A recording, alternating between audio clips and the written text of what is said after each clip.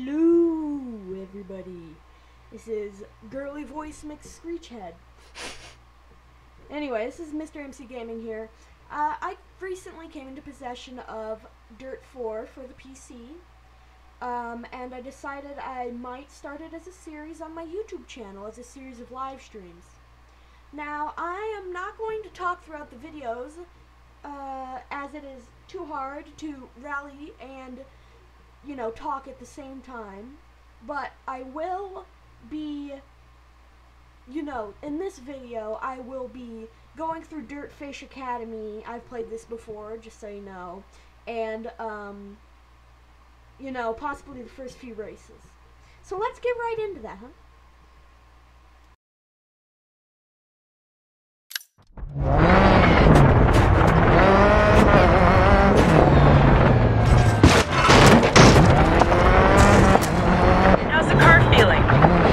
Driving style isn't quite right for you, you can change it in the options menu.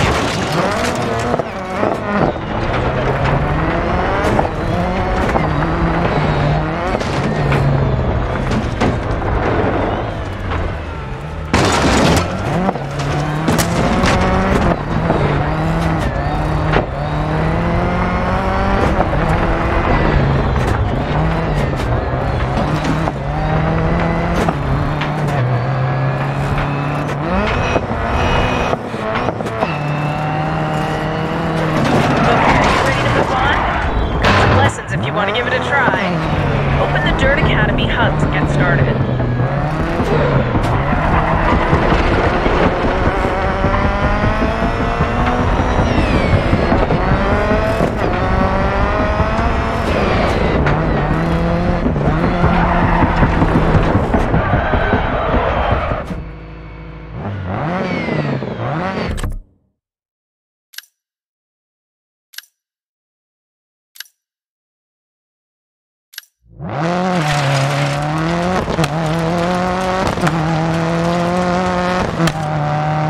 To maintain stability, try to brake only when you're traveling in a straight line. Press the brakes hard for the corner ahead, but release them before you turn in.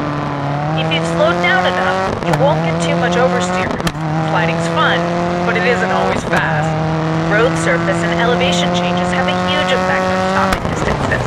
You need to brake much earlier for this downhill gravel turn. Small taps on the brake should be enough for fast technical sections, but focus on straight line braking whenever possible.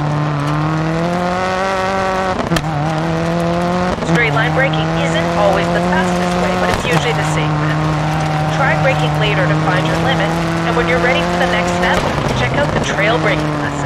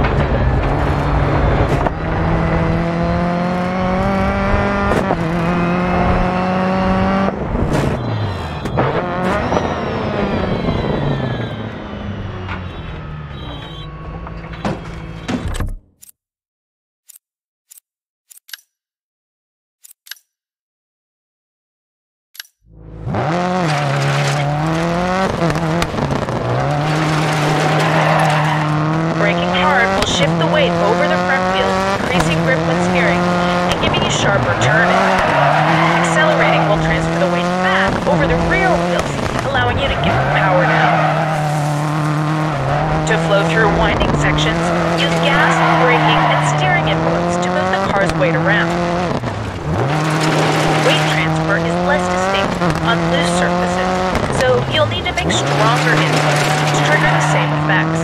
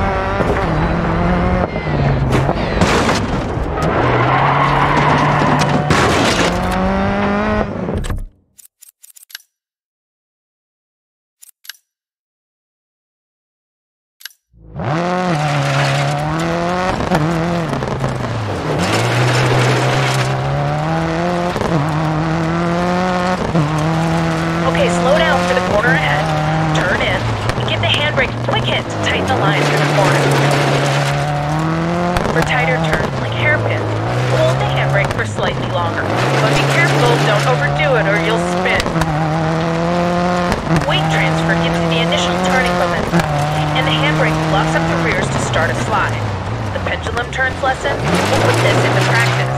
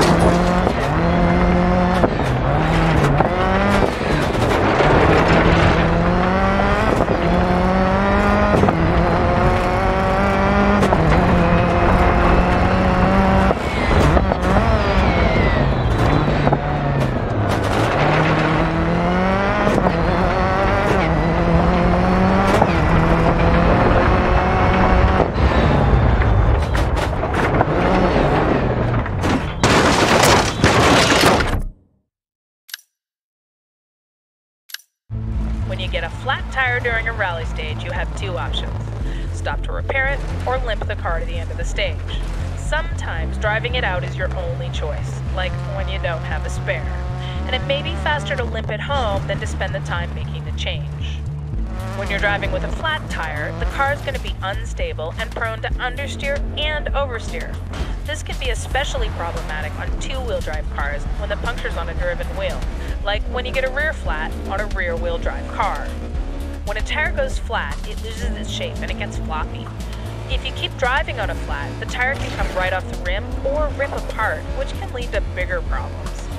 The faster you drive, the worse it is. There are a couple of signs to look out for that tell you you're driving too fast on the tire. First, you'll feel a vibration through the car that gets worse with speed. To help prolong the life of the tire, try slowing down to a speed that reduces that vibration. Second, a flat tire is noisy. That's because it's out of shape and it's rubbing in the wheel arch. Again, reducing speed can stop the noise and help keep your tire from breaking apart.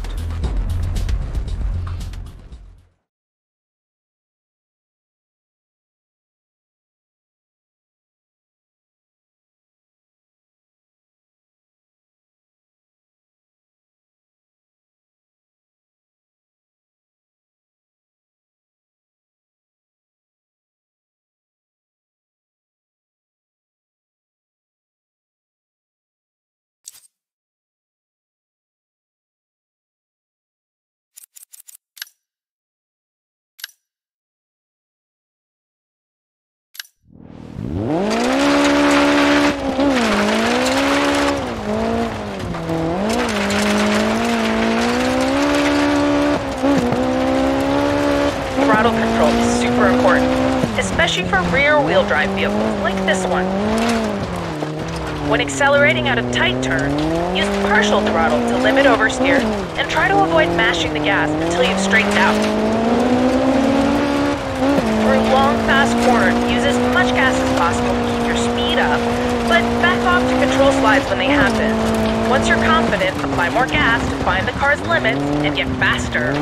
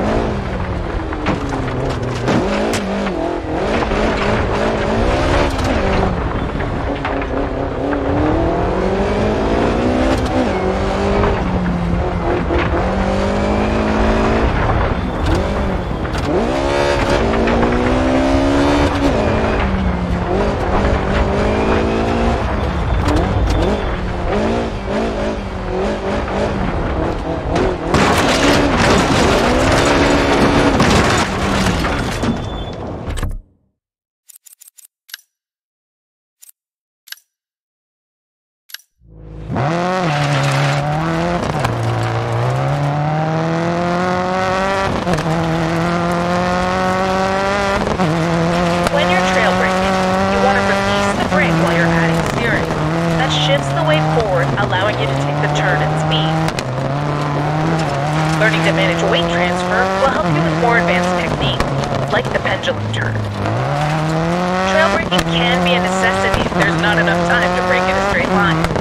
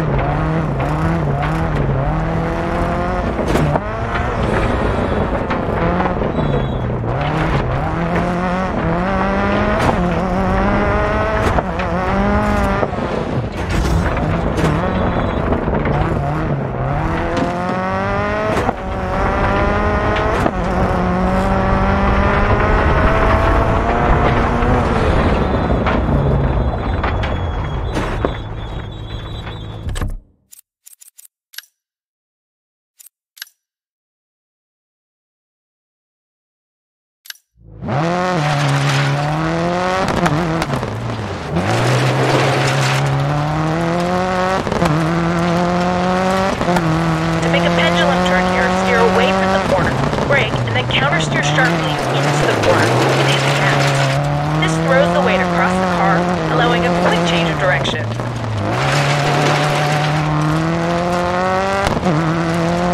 Use this technique to leap corners at speed. For very tight corners, you can combine a pendulum turn with a quick hit on the handbrake at the apex to tighten the line.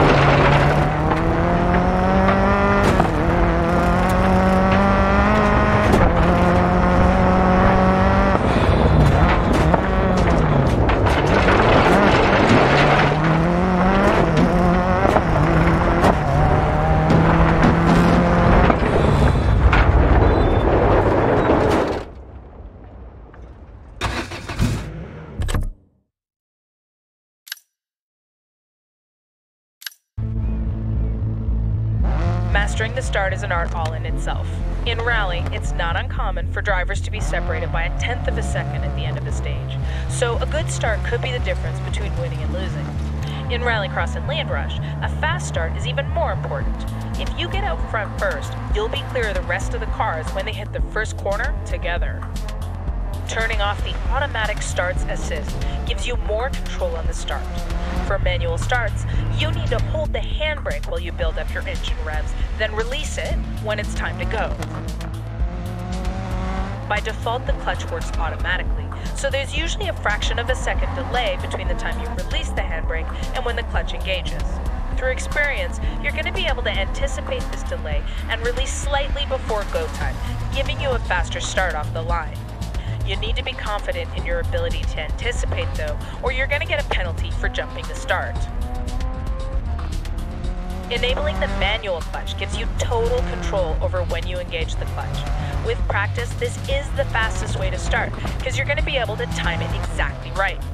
But you need to be more aware of the surface you're on because each one calls for a slightly different technique. Dry gravel requires the least precision. Dumping the clutch spins the wheels, digging you into the ground where you should find traction right away.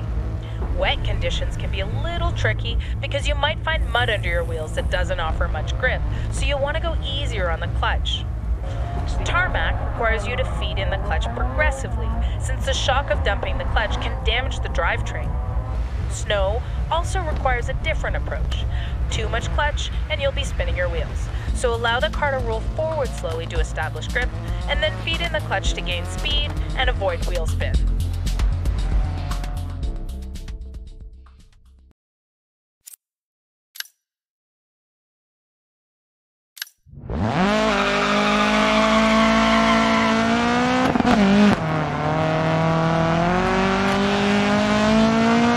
On long straightaways like this, climb up through the gears to get the fastest speed possible.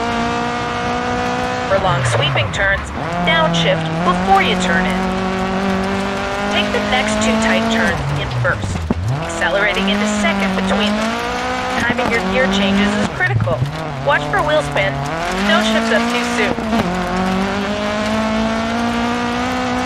Work your way back up the gears, shift down for the first turn, and again for the next one. When you've got better traction on a paved surface, you can move through the gears faster. Drop to second the final turn.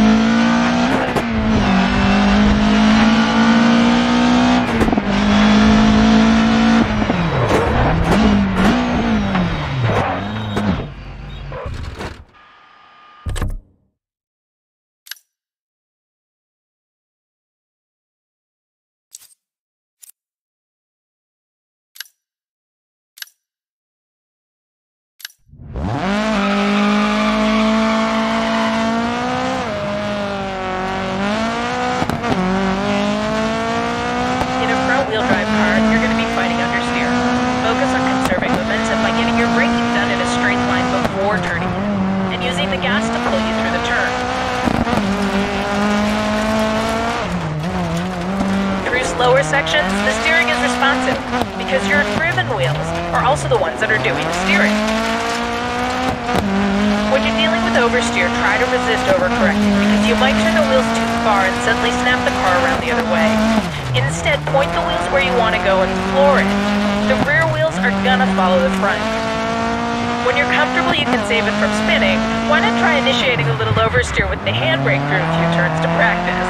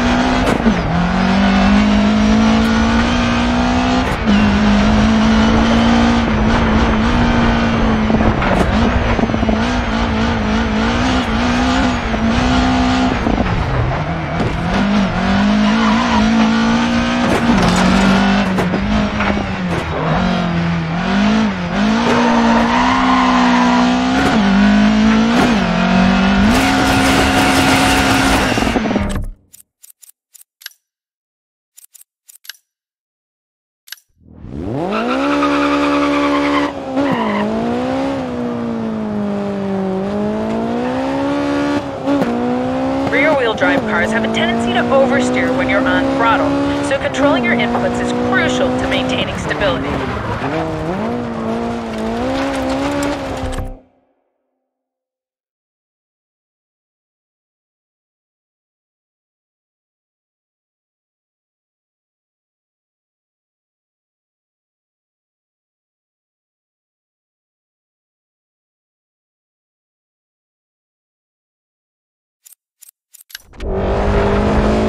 If you feel the car is understeering through tight turns, you can give it more gas to bring it back in around. But be ready to countersteer.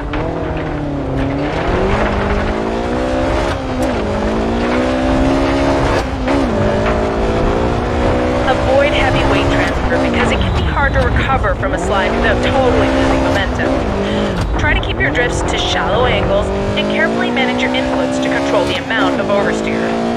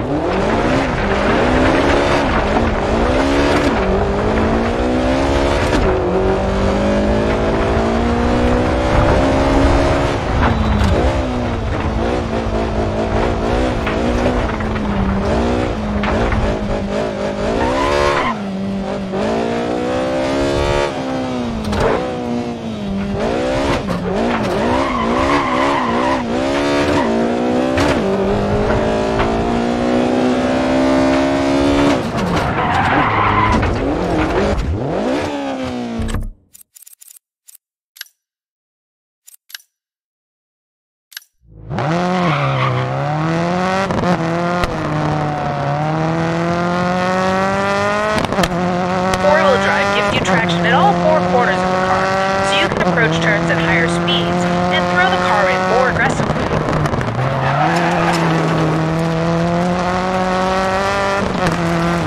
Don't be afraid to get on throttle earlier through a corner to maximize your speed.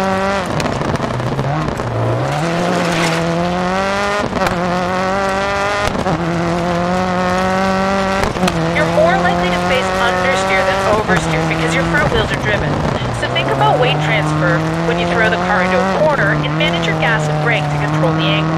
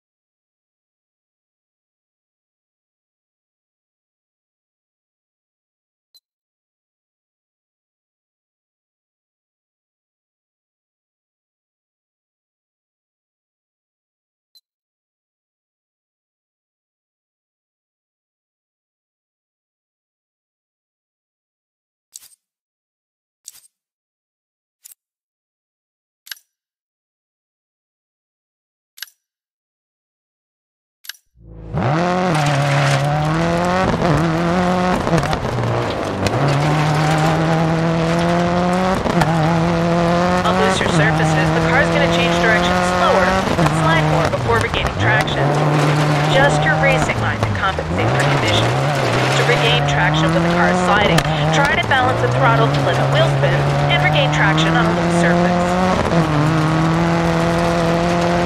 When you're sideways, you can adjust your slip angle with the gas and the brakes.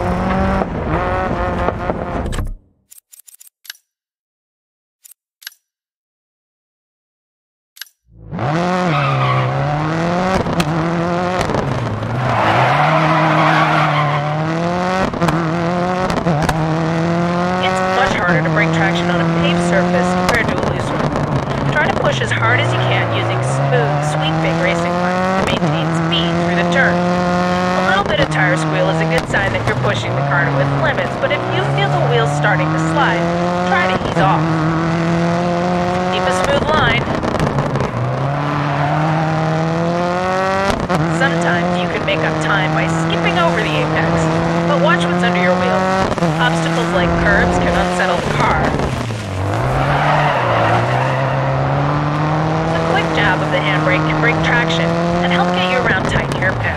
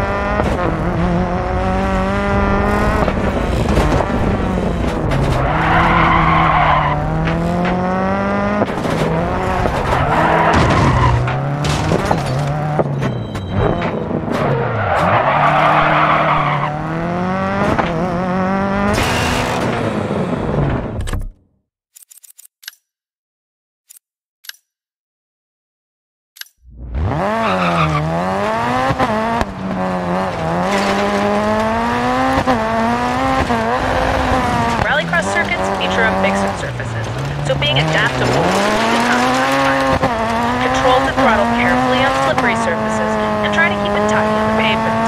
The way to build speed between turns is to maximize your traction.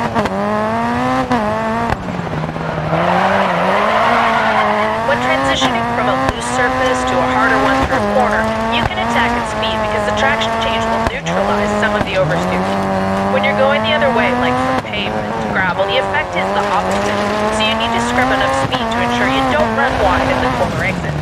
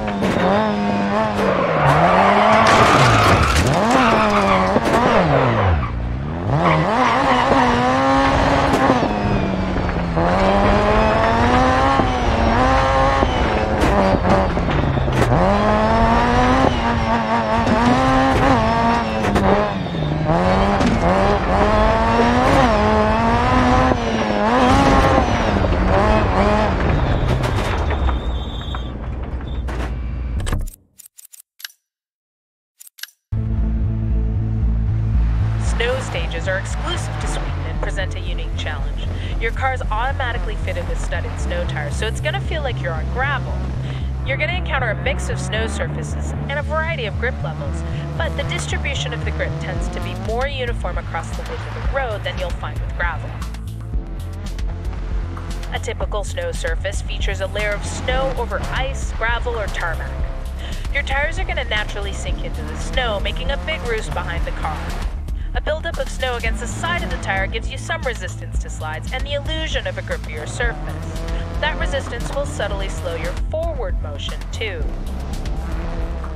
You'll also find patches of compacted snow, a much harder surface the tire doesn't sink into. It's going to feel like it has less grip, but it's actually faster. When you hit slushy snow, you'll see the color of the underlying road surface showing through the racing line. Grip's going to be inconsistent across the road as you transition between slush and snow, so your best bet is to stick to the worn tracks whenever you can. Built up along the side of the road are the famous Swedish snowbanks. You gotta watch out, because they'll grab the car if you hit them too hard, and that'll be the end of your rally. But you can use them too. If you drag the tail of your car through them, they'll help keep you straight on corner exits. Careful though, there's a fine line between brushing the bank and digging in, which makes this one of the most advanced snow driving techniques you can master.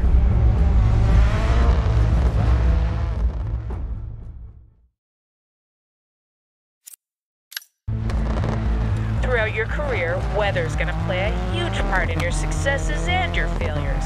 You'll experience sun, rain, mist, fog, and snow, all with varying degrees of intensity.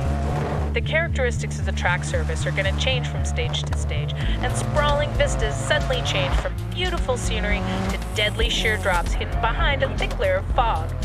Each condition demands your respect and requires a different approach to driving. Sunny conditions give you the best visibility of the track ahead, and if it hasn't rained recently, the surface will also be dry. In rally, push hard when it's sunny and dry to make up for time lost in wet conditions or to gain an advantage if the weather changes. In Rallycross and Land Rush, visibility can actually be worse due to the dust and debris kicked up from dry, loose surfaces. Try different lines to avoid getting lost in your opponent's dust. Wet conditions reduce grip levels, and depending on how heavy it's raining, can impact visibility. In rally, put your faith in your co-driver in low visibility conditions and adjust your attack to compensate for the reduced grip. In Rallycross and Land Rush, visibility will be better on loose surfaces, but settled water on pavement is going to cause a lot of spray. Fog is only a consideration in rally. When it occurs, it can severely reduce your visibility, and it'll test the trust between you and your co-driver. Keep an eye out for any obstacles beyond your co-driver's control, like stranded cars, and consider taking it slightly easier in these conditions if you can. Snow is exclusive to Sweden, and it's one of the most challenging surfaces you can drive. Your car's going to be surprisingly capable in its snow setup, but the snowbanks and overplow at the side of the road can be punishing if you get offline. Managing wheel spin with careful throttle control is key to maintaining traction.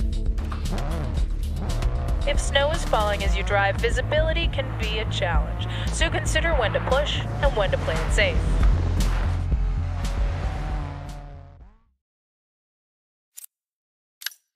Driving a night stage can be one of the toughest challenges in rally. With corners and obstacles obscured by darkness until the lights pick them up at the last second, you need to put your complete trust in your co-driver to continue to post fast stage times. Supporting your main headlights, an additional light pod is attached to your car for night stages. This casts a far stronger beam, adding a lot of illumination to the road ahead. It's important you don't damage your lights during the stage, otherwise you'll find yourself in pitch black in the middle of nowhere. If there's no service area before a night stage, be careful where you put the front of the car. Any serious damage could also prevent the light pod from working when it's attached. If you do have damaged lights when you get to the service area, check the event details to determine if there's a night stage coming up. If there is, your lights can be repaired by fixing the body lights component in the service area. Your crew chief will also prioritize your lights if you ask him for his recommendations.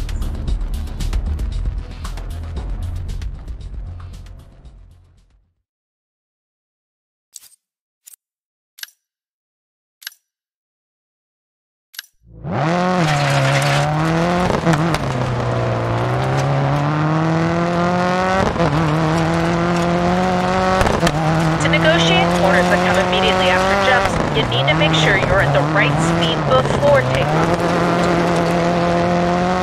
So I'm heading straight toward the jump. I'm watching my speed, and I'm making sure I can land in the right place to take the corner without hitting the red markers.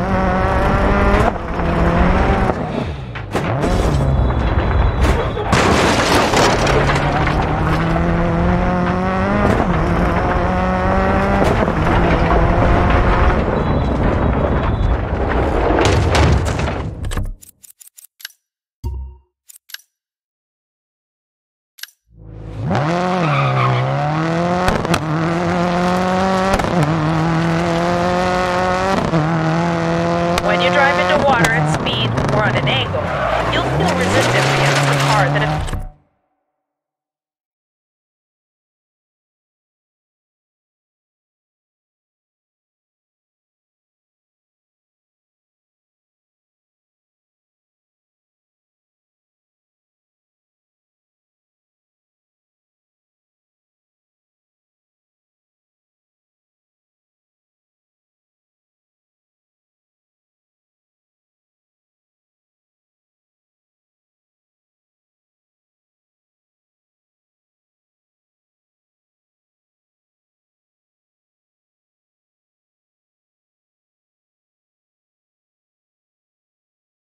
your trajectory.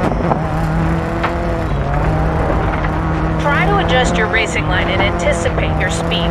Watch out that you don't hit the water too hard, or it could really tear up your car.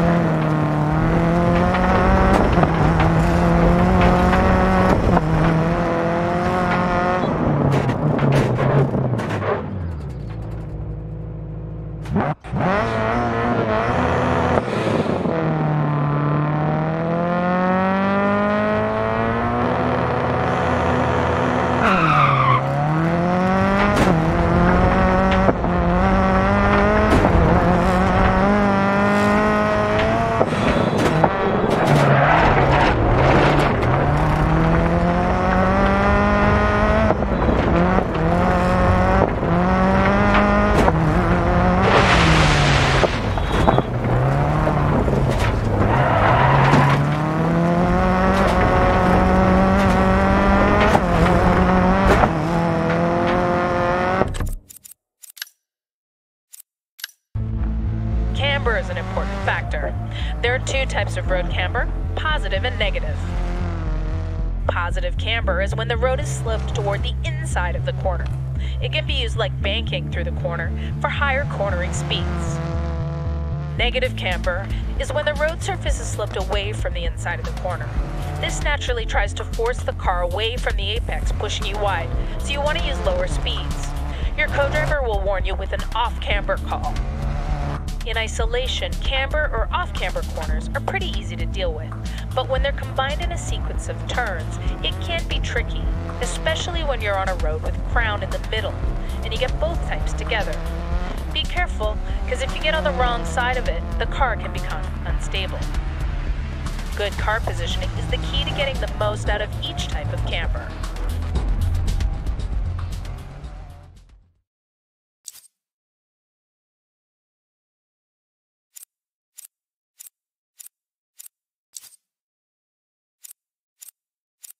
By completing your induction at the Dirt Academy, you've earned your first license.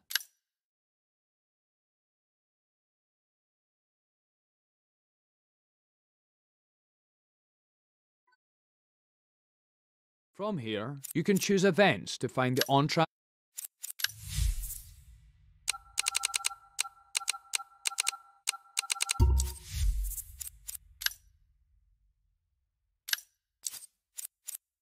This is your hub for getting on the track. Choose career to start your In rally, competitors race one at a time down a section of road called a stage. Stages vary in length and can be bumpy, twisty, and have multiple surfaces ranging from gravel to asphalt and snow. To be successful, you'll need a high level of concentration, listening to your co-driver and maintaining your nerve to push the car to the edge of its performance. An event is made up of one or more stages with service intervals to repair your car along the way. The fastest combined time across the stages wins the event. Your goal is to win the Global Rally Series and take your place among the best. To get there, you'll need to start out as a driver for hire.